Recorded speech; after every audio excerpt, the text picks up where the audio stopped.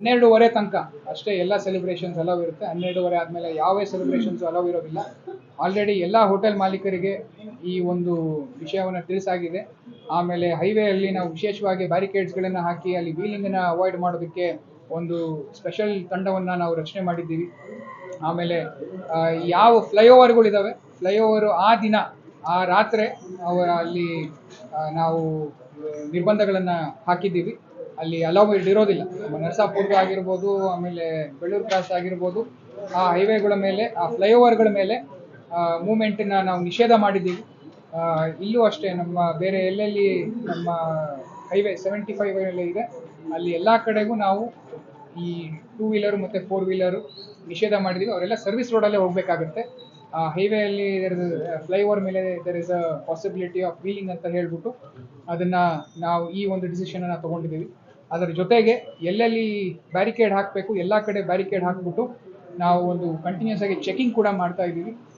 And in preparation already ನಾವು ಇನ್ preparation to new year ನಾವು ನಮ್ಮ ಸ್ಪೆಷಲ್ ಡ್ರೈವ್ಸನ್ನು ಮಾಡಿಕೊಂಡು ನಮ್ಮ ಕನ್ಸಂಪ್ಷನ್ ಕೇಸಸ್ಸು ಮತ್ತು ಡಿ ಕೇಸಸ್ಸನ್ನು ಕಂಟಿನ್ಯೂಸ್ ಆಗಿ ಹಾಕ್ಕೊಂಡು ಬರ್ತಾ ಇದ್ದೀವಿ.